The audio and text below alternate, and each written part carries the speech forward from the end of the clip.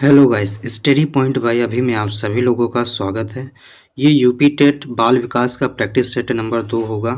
तो चलिए बिना किसी देरी के वीडियो को करते हैं स्टार्ट। जैसा कि फर्स्ट क्वेश्चन है कि शिक्षा मनोविज्ञान अध्यापकों की तैयारी की आधारशिला है।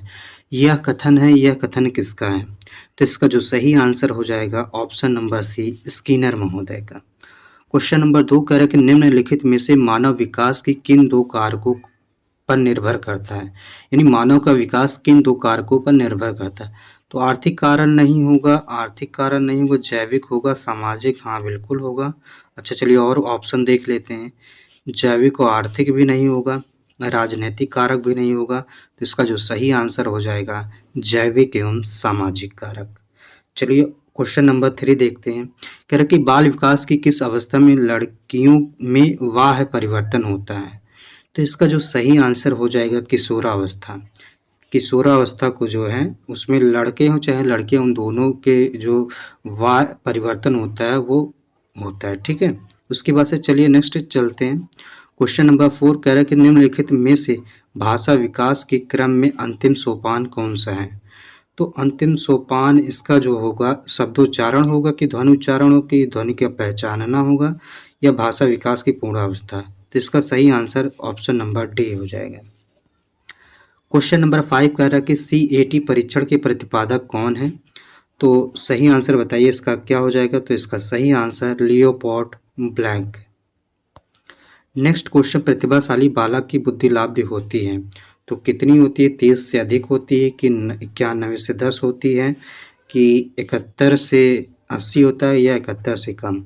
तो इसका जो सही आंसर हो जाएगा ऑप्शन नंबर ए, 130 से अधिक होती है। ठीक है, क्वेश्चन नंबर 7 कह रहा है कि जीन पियाजे के संज्ञानात्मक विकास के औपचारिक संक्रियात्मक अवस्था काल कौन सा है? तो इसका जो सही आंसर हो जाएगा ऑप्शन नंबर डी, 11 से 15 वर्ष। क्वेश्चन नंबर 8 कह रहा है कि थार्नडाई ने व्यक्तित्व का वर्गीकरण किस आधार पर किया है? तो इसका जो सही आंसर हो जाएगा ऑप्शन नंबर ए, विचार शक्ति के आधार पर किया है। क्वेश्चन नंबर 9 कह रहा है कि मनोविज्ञान में प्रथम बल के नाम से किसे जाना जाता है? तो इसका जो सही आंसर हो जाएगा वो हो जाएगा ऑप्शन नंबर सी, मनोवैज्ञानिक विश्लेषण। क्वेश्चन नंबर 10, बहिर्मुखी व्यक्ति किस प्रकार से होते हैं? तो बताइएगा इसका क्या आंसर होगा? तो इसका जो सही आंसर हो जाएगा ऑप्शन नंबर सी, सामाजिक कार्यों में विशेष रुचि रखते हैं बहिर्मुखी व्यक्ति जो होते हैं। क्वेश्चन नंबर 11 है कि बारंबारता का नियम किसने दिया? तो बारंबारता का नियम किसने दिया, बताइए किसने दिया? तो इसका जो सही आंसर हो जाएगा ऑप्शन नंबर बी, वॉटसन के द्वारा दिया गया। नेक्स्ट क्वेश्चन कह रहा है कि स्वाभाविकरण ये कह रहा है कि किस पक्ष से संबंधित है? तो इसका जो सही आंसर हो जाएगा क्रियात्मक पक्ष। नेक्स्ट क्वेश्चन कह रहा है कि व्यक्तित्व परीक्षण की विधि नहीं है, इसमें में से कौन सी व्यक्तित्व परीक्षण की विधि नहीं है? तो बताइए, साक्षात्कार होगा, भ्रमण होगा, निरीक्षण होगा या शारीरिक परीक्षण होगा? तो इसका जो सही आंसर हो जाएगा ऑप्शन नंबर बी, भ्रमण हो जाएगा। नेक्स्ट क्वेश्चन कह रहा है कि सीखने के लिए विषय सामग्री का स्वरूप किस प्रकार का होना चाहिए? सरल से कठिन होना चाहिए, सरल होना चाहिए, कठिन होना चाहिए, कठिन से सरल? इसका सही आंसर ऑप्शन नंबर ए, सरल से कठिन होना चाहिए। कह रहे कि किस प्रकार के अनुबंधन में अधिगम में वांछित अनुक्रिया की केंद्रीय भूमिका रहती है?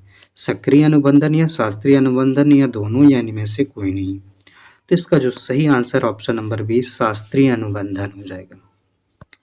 क्वेश्चन नंबर 16 कह रहे कि बालक के द्वारा स्वानुभावों द्वारा लाभ की प्राप्ति की योग्यता परिणाम है किस चीज का है? मानसिक विकास का है या पिछड़ेपन का है या मानसिक समस्या का है या सामाजिक विकास का है? तो इसका जो सही आंसर हो जाएगा मानसिक विकास का है। Option number A is right answer.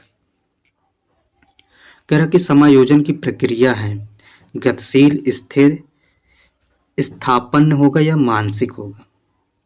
तो इसका जो सही आंसर हो जाएगा ऑप्शन नंबर ए, गतिशील होती है। ठीक है, क्वेश्चन नंबर 18 कह रहा है कि सामाजिक व्यवहार में कुशल ना होना किस प्रकार के बालक की विशेषता है? प्रतिभाशाली या पिछड़े बालक या सृजनात्मक बालक या अपराधी बालक। तो इसका जो सही आंसर हो जाएगा ऑप्शन नंबर बी, पिछड़े बालक की विशेषता होगी। ठीक है। क्वेश्चन नंबर 19 कह रहा है कि दुबले, पतले तथा लंबे शरीर वाले व्यक्ति निम्नलिखित में से किस वर्ग में आते हैं? साइजॉइड, साइक्लॉइड या एस्थेनिक या एथलेटिक। तो इसका जो सही आंसर हो जाएगा option number A, schizoid. Question number 19 कह रहा है कि समस्यात्मक बालक शब्द का प्रयोग साधारणतः उन बालकों के वर्णन हेतु किया जाता है जिनका व्यवहार अथवा व्यक्तित्व किसी बात में गंभीर रूप से असमान होता है। तो यह कथन किसका था? यह कथन वैलेंटाइन महोदय का था। ठीक है। क्वेश्चन नंबर 21 कह रहा है कि अधिगम को सर्वाधिक प्रभावित करने वाला कारक कौन सा है? ठीक है। तो इसका जो सही आंसर बताइए क्या होगा? वातावरण, आनुवंशिकी गुण होगा, अनुभव होगा या व्यक्तित्व होगा। तो जो सर्वाधिक प्रभावित करने वाला कारक वो आपका वातावरण होगा। वैसे वातावरण और आनुवंशिक ये दोनों होता है, लेकिन सर्वाधिक पूछ रहा तो वातावरण के साथ जाएंगे। उसके बाद से क्वेश्चन नंबर 22 कह रहा है कि किसके अनुसार दैहिक आवश्यकताएं सबसे पहले पूरी होती हैं? तो बताइए इसका सही आंसर क्या हो जाएगा? थांडाइन, पावलॉक, वॉल्बर या मास्लो। तो इसका जो सही आंसर हो जाएगा ये हो जाएगा ऑप्शन नंबर सी, मास्लो। कह रहे व्यवहारिक ज्ञान आता है करके सीखने से या देखकर सीखने से, सुनकर सीखने से, इनमें से कोई नहीं। तो इसका जो सही आंसर हो जाएगा करके सीखने से ही व्यवहारिक ज्ञान आता है। क्वेश्चन नंबर 24 कह रहा है कि ऑपरेंट कंडीशनिंग का जन्मदाता किसे मानते हैं? जन्मदाता का अभिक्रमित अनुदेशन को या उद्दीपन की प्रक्रिया को या अनुदेशन या इनमें से कोई नहीं।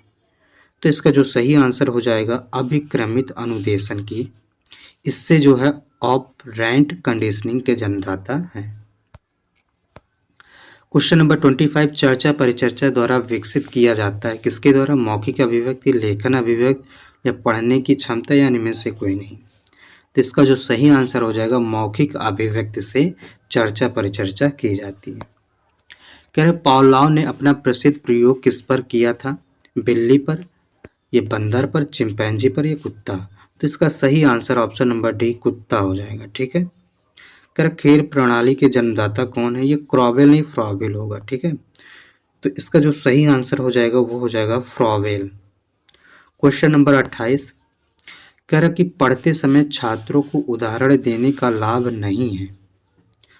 तो इसका बताइए क्या होगा? यह पाठ को रोचक बनाते हैं, पाठ का मुख्य बिंदु समझाने हेतु आवश्यक है, या पाठ की सजा हेतु, या फिर उसके बाद से इसमें है बच्चों को ध्यान केंद्रित करने हेतु। तो बताइए इसका सही आंसर क्या हो जाएगा? इसका सही आंसर हो जाएगा ऑप्शन नंबर सी, पाठ की सजा हेतु। ठीक है भाई, उदाहरण दे ही नहीं रहे तो फिर क्या हो जाएगा। उसके बाद से क्वेश्चन नंबर 29 कह रहा अधिगम की सबसे अच्छी विधि कौन सी है? अज्ञात से ज्ञात की ओर, कठिन से सरल की ओर, ज्ञात से अज्ञात की ओर या स्थूल से सूक्ष्म की ओर। तो इसका जो सही आंसर हो जाएगा वो ज्ञात से अज्ञात की ओर। ठीक है, ये इसका राइट आंसर हो जाएगा। आज का लास्ट प्रश्न है कि शिक्षण है एक अंतः प्रक्रिया मात्र है, या फिर सीखने में सहायक है, या फिर एक परिपक्व एवं दूसरे अपरिपक्व व्यक्ति के। तो इसका जो सही आंसर हो जाएगा वो ये भी हो जाएगा, दूसरा भी हो जाएगा और तीसरा भी हो जाएगा, यानी उपयुक्त में से सभी हो जाएगा। ठीक है, ये डी ऑप्शन नहीं दिख रहा है तो डी ऑप्शन वही है, उपयुक्त सभी है। तो आज के लिए बस इतना। आई होप वीडियो आपको अच्छी लगी होगी। चलिए ठीक है, बाल विकास का पार्ट 3 हम जल्दी ही लेकर के आएंगे। आज के लिए इतना ही। चलिए मिलते हैं नेक्स्ट वीडियो में। Thank you so much. जय हिंद, जय भारत।